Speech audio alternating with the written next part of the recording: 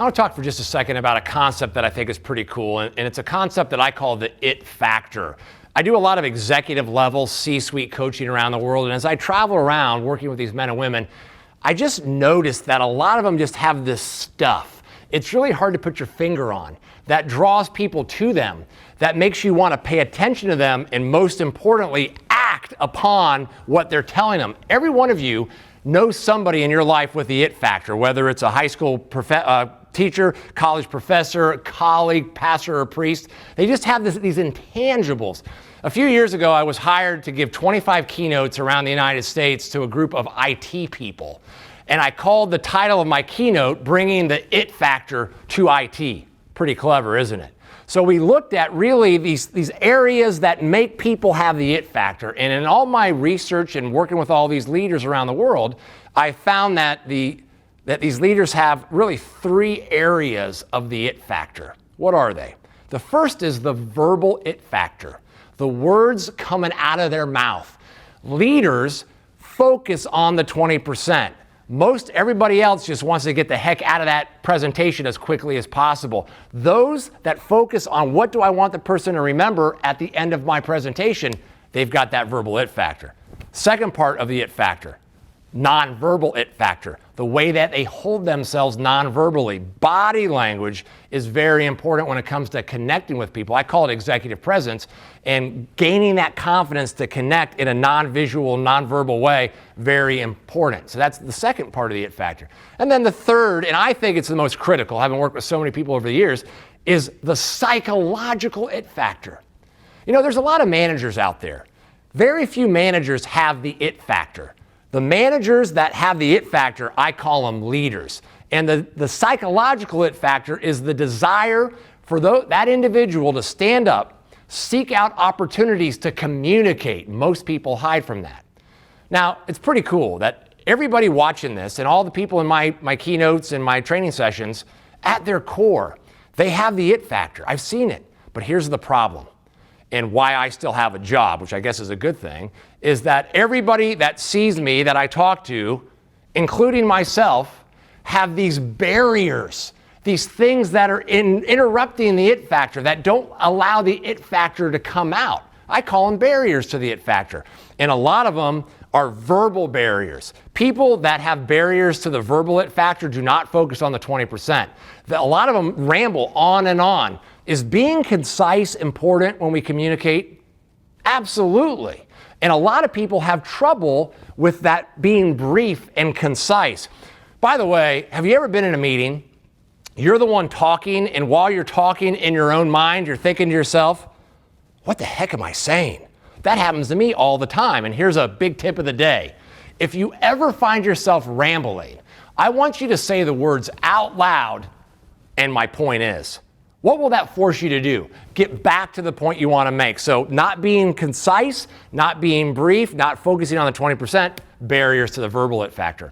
A lot of people have barriers to the nonverbal it factor. People like to stand behind stuff. Podiums, lecterns, tables. When you stand behind something, it instantly disconnects you from the audience. If I were to stand up here our entire time together behind this thing, we would have a different experience than if I moved out from behind it. You're going to learn in this series that most importantly, you need to connect with the audience. These barriers that you put yourself in front of don't allow you to do that. By the way, why do people like to stand behind stuff? It's to psychologically protect them, to shield them. They don't even realize it. We're going to talk a lot about that in this series, what you can do to control the environment in which you're in. A lot of barriers that people, at least nonverbal barriers, put them in front of them, they're not physical. They're physical barriers that cannot be removed. They're physically impossible to remove. Myself, for example, luckily, I'm 6'4". I have no trouble amplifying my voice. Even without a microphone, most people can hear me even in big rooms. My wife is a completely different story. She's 5'4", slight of frame. She has a very soft voice. Amplification is a challenge for her and people like her.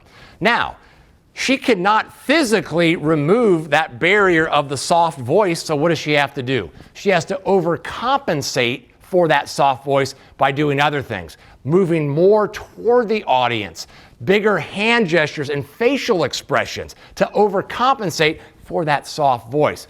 I'm sure in your career, your job, in life, you have to give a webinar or a conference call before, right? If you think 50% of the people are not paying attention in a live audience, where do you think they are on a webinar? They're all checking Facebook. So that phone, that webinar is a barrier to you connecting with the people on the call. Another big tip of the day. Anytime that I have to do a webinar or a conference call in life, in advance of the call, I try to get as many people's first names, write them down, and within the first 5 minutes, I try to call on as many of those people as I can. What signal does that send to everybody on the call? I better pay attention to Anthony, he might call on me. So I'm using that technique as a way to snap the people back out of their deep personal thought. You're in a constant battle.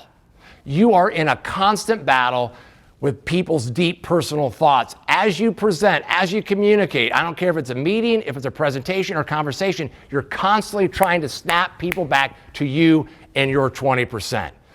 Now the third we mentioned, third part of the it factor, the psychological it factor, the most important, and this is where most people fail. Most people have an innate fear of standing in front of other people. What's the number one fear in America next to death? Public speaking.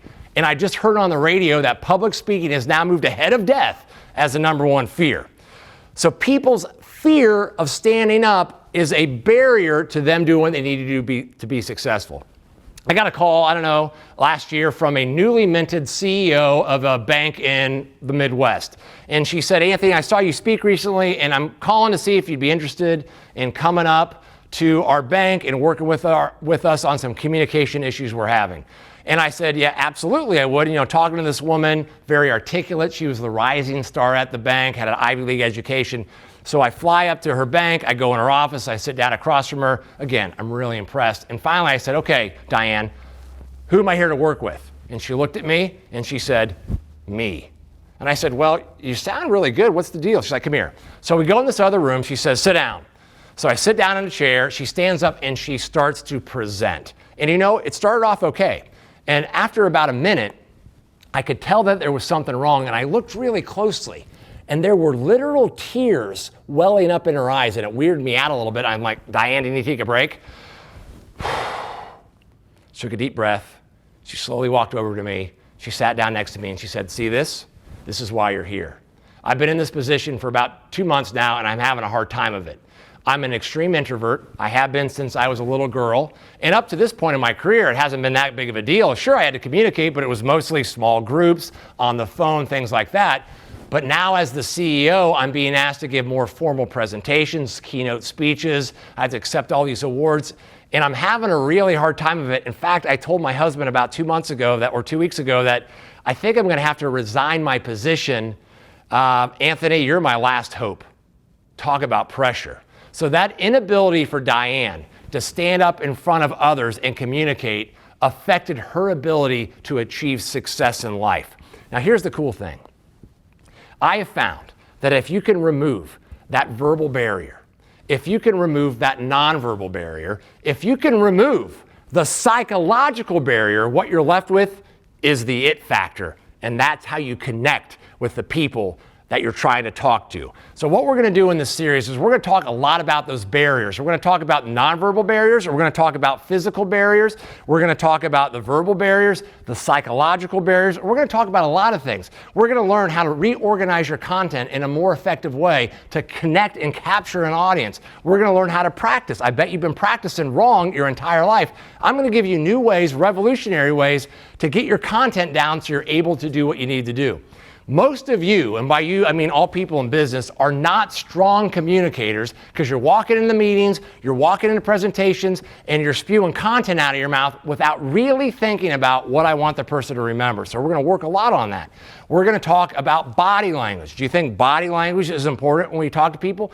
Absolutely. Body language is key to connecting, and most of you have some problems with it. We're going to talk about dreaded PowerPoint and how you can be more effective in delivering from PowerPoint. We're going to talk about how to overcome your nerves. There's a lot of techniques I can offer you that will help you reduce your nerves, settle you down. We're going to talk about a lot. This is a great session, a great training series for you to get from here to here.